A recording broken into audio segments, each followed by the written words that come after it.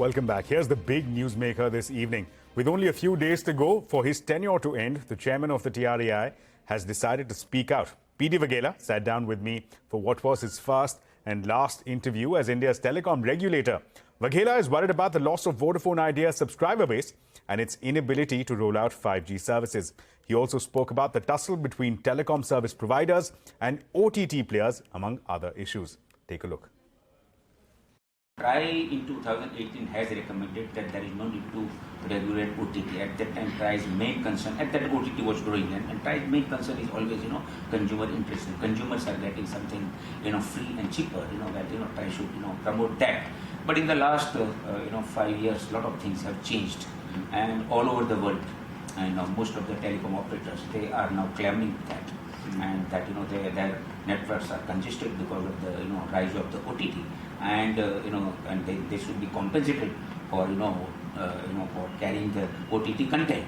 So in that connection, government also had sent a reference back to us and asked us to do the consultation again. And we have issued a consultation, and it's a very, very contentious and very, very I would say controversial subject. The consultation is still going on.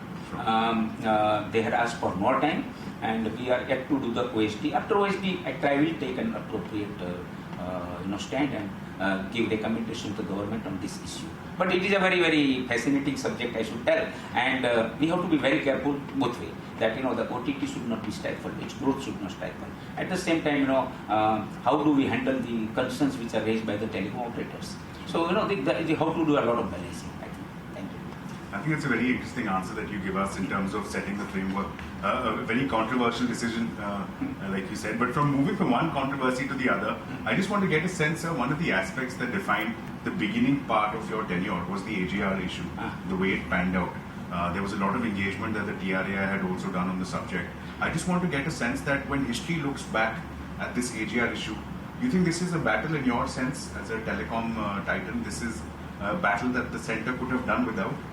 In interest of the health of the industry? See, whether we like it or not, license fee is there, and with license fee is there, concept of AGR will be there. And now, the settled question, the court of law, Honorable Supreme Court has given a judgment, and there has been accepted by the government. In that circumstances, we have to see how can further we can work on that. So I think the issue is settled. There may be some issues or no. What should be the part of the AGR and which should not be the part of the AGR. Recently, DOT has done immensely a very good job by giving further clarification. So now the issue with the license fee, whether that is very high or it is very what should be done about that.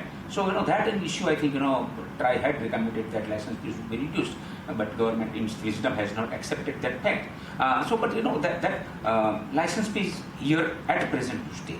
So an AGR definition has been, I think has been now, I think a lot of things have been removed. Most important, the reforms. It has, for example, reduced the interest rate. Right? That is one thing. Secondly, penalty has been removed. Right? Bank guarantee had been reduced to a lot, to a great extent. Only 20%. Recently, we have again further, recommended there should be a single bank guarantee, performance and financial bank guarantee. And so that way, what I understand that, the kind of reforms the government has taken and the kind of, actions has been taken with regard to ease of doing business has helped the sector. So there are some issues still. For example, Vodafone, for example, it has not been able to implement 5G. And for example, BSNL again has now started implementing 4G with the indigenous technology. That is great thing. But they will be now, I think, implementing 5G also. So that concern remains that BSNL and Vodafone, they have not implemented 5G.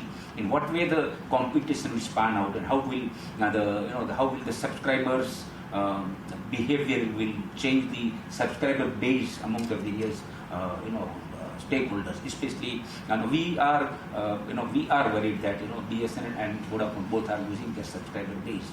So we will be very happy if Vodafone can implement the 5G at the earliest. Well, with that, it's a wrap on this edition of Business 360. Thanks so much for watching. Stay tuned to CNBC TV18. The news and updates will continue on the other side.